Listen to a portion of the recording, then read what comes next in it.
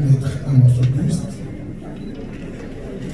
Monsieur l'ex-maire de la commune de Port-au-Prince, magistrat Viscombette, Messieurs et dames, directeurs, directrices, coordonnateurs de l'OPC, distingués représentants des associations, organisations de la société civile, notamment celle des droits humains, celle de ceux des droits humains, messieurs et dames, distingués invités en titre, grade, rang et qualité. Les amis de la presse, surtout, c'est avec une profonde humilité et un sentiment aigu des responsabilités que j'assume aujourd'hui la fonction de directeur général de l'Office de la protection du citoyen. Qu'il me soit permis d'adresser mes remerciements au protecteur du citoyen, Maître Jean-Louis Lamour, qui a placé en moi sa confiance. Je veux témoigner toute ma reconnaissance et lui rassurer que j'accomplirai ma fonction avec loyauté, dévouement et intégrité.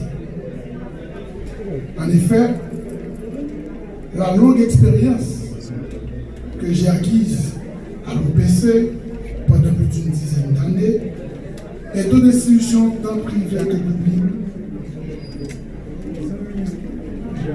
sera mise à contribution pour accompagner le protecteur du citoyen ainsi que les cadres de l'institution conformément à la mission qui est de protéger tout individu contre toutes les formes d'abus de l'administration publique en conformité à sa loi organique du 3 mai 2012 portant organisation et fonctionnement de l'institution.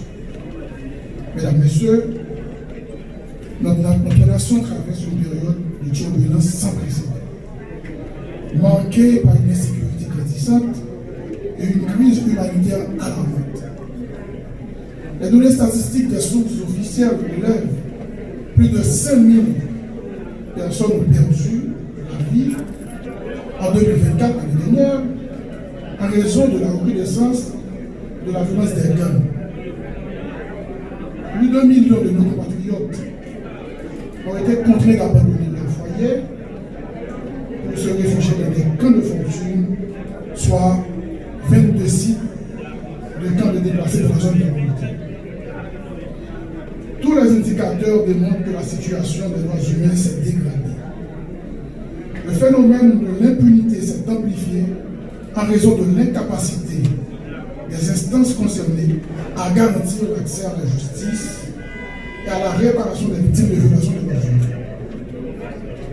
Dans ce contexte, le travail de l'OPC doit être renforcé, non seulement au niveau de la zone métropolitaine, mais aussi en région où l'OPC a une présence territoriale. Dans ce contexte difficile, en tant qu'institution indépendante, créée par la Constitution de 1987, dont la mission consiste, je le cite à nouveau, à protéger les droits de tous les individus, contre toutes les formes d'abus de l'administration publique, et surtout de veiller au respect par l'État de ses engagements pris en matière de droits humains, que ce soit au niveau national, régional ou international. En ma qualité de chef des opérations, je prendrai toutes les dispositions nécessaires afin de renforcer les mécanismes de réception des plaintes. Il s'agira entre autres de mobiliser les ressources disponibles en vue d'assurer efficacement la protection des citoyens face aux abus et violations de leurs droits fondamentaux. La nouvelle administration dont le protecteur du citoyen a l'honneur de diriger et que j'ai le privilège de collaborer avec lui, agira avec rigueur pour publier en temps réel les rapports d'activité, les rapports annuels et thématiques qui constituent une obligation, nous autres, au sein de cette nouvelle équipe. L'institution entend renforcer les créneaux de communication avec les organisations de la société civile et celles évoluant en particulier dans le secteur des droits humains. Les relations entre l'OPC et l'administration publique des autres institutions étatiques seront consolidées. Au niveau international, nous allons adopter toutes les mesures pour que les actions de l'OPC s'articulent aux principes des organes de du système des Nations Unies et surtout d'axer nos actions sur le renforcement institutionnel, la consolidation et la collaboration entre l'OPC et les acteurs nationaux, la promotion de la justice et l'état de droit, sans oublier le suivi de la mise en œuvre des recommandations issues des organes de traité et surtout les mécanismes des droits de l'homme. Monsieur le protecteur adjoint, mesdames, messieurs, je suis convaincu que la lutte contre l'impunité passe inévitablement par la mise en œuvre de structures rigoureuses de documentation des cas de violation des droits humains et la poursuite des auteurs par devant les autorités judiciaires compétentes. Enfin, tout en étant conscient de l'immensité des défis qui m'attendent, je crois fermement que grâce au dévouement et à la détermination de nos valeureux collaborateurs ici présents, répartis dans diverses structures au niveau de l'OPC, je vais parler de la direction de protection, de la direction de promotion, la coordination des présences territoriales, les différents services, les coordinations. Ensemble, dans un élan de solidarité, nous pouvons apporter une contribution significative dans la restauration de la paix, la justice et la dignité humaine dans notre pays. Je vous remercie.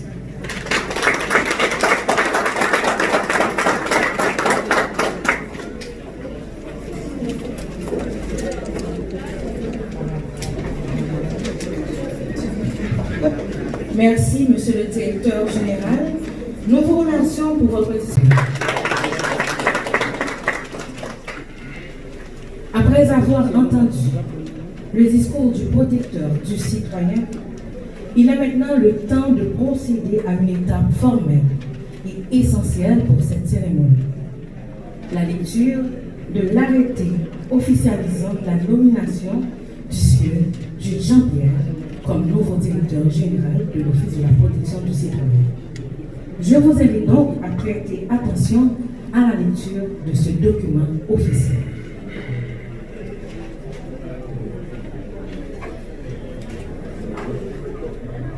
Mercredi 22 janvier 2025,